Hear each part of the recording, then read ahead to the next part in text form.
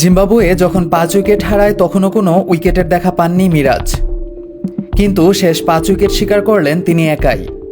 তার সৌজন্যেই আরও বড় হলো না জিম্বাবুয়ের লিড। স্লিপে যেভাবে সাদমান ইসলামের হাত থেকে বল ফসকে গেল, চেষ্টা করেও হয়তো এমন ক্যাচ ছেড়ে দেওয়া কঠিন। তাইজুল ইসলাম এদিন বল হাতে ছিলেন নিজের ছায়া হয়ে। যা একটু উইকেট তিনি পেতে পারতেন সেটিও হলো না। এটিকে অবশ্য নিয়তির খেলাও বলতে পারেন কেউ। উইকেটটি মেহেদী হাসান মিরাজ নেবেন, এটা যেন নিয়তির লিখনই ছিল। সেই চিত্রনাট্যের মঞ্চায়নও দেখা গেল একটু পর। মিরাজকে উড়িয়ে মারার চেষ্টায় নিয়াউচির টাইমিংয়ে গড়বড়। ক্যাচ নিলেন সেই তাইজুল। জিম্বাবুয়ের ইনিংস শেষ হলো। মিরাজের কেরিয়ারের যোগ হলো আরেকটি প্রাপ্তি, আরও একবার 5 উইকেট। এ নিয়ে টেস্ট ক্রিকেটে একাদশবার ইনিংসে 5 উইকেটের স্বাদ পেলেন এই অফ স্পিনার। বাংলাদেশের হয়ে তার চেয়ে এই কীর্তি বেশি আছে আর কেবল দুজনের, সাকিব আল হাসান এবং তাইজুল ইসলাম। সাকিব আল হাসানের 19 বার এবং তাইজুল ইসলামের 15 বার।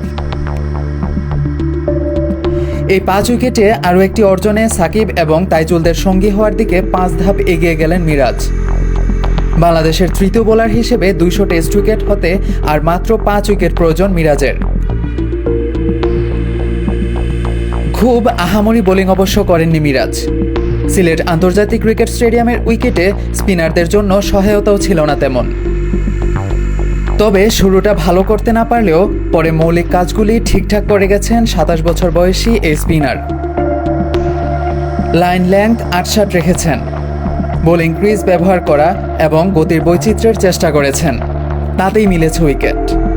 আলগা শট খেলে তাকে উইকেট নেওয়ার সহায়তা করেছেন জিম্বাবুয়ের ব্যাটসম্যানরাও। তার 5 উইকেটের মধ্যে সবচেয়ে গুরুত্বপূর্ণ সেটি হলো বাংলাদেশের জন্য যা ছিল সবচেয়ে কাঙ্ক্ষিত, সেই উইকেটই মিরাজ পেয়েছেন উপহার। মাত্রই তখন লিড পেয়েছে জিম্বাবুয়ে, উইকেট বাকি 5টি। দৃষ্টি তাদের বড় লিডের দিকে। ভরসা তখন শন উইলিয়ামসের ব্যাটে। আগের 6 টেস্টে 4টি সেঞ্চুরি করা ব্যাটসম্যান এদিনও খেলেছিলেন দারুণ।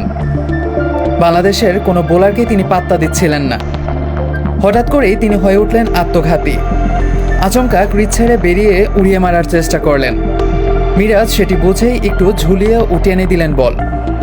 59 রান করা ব্যাটসম্যান ধরা পড়লেন লং অফে। নিয়াশাও দারুণ খেলছিলেন। পেস স্পিন দুটিতেই বেশ সাবলীল ছিলেন দ্বিতীয় টেস্ট খেলতে নামা এই কিপার ব্যাটসম্যান।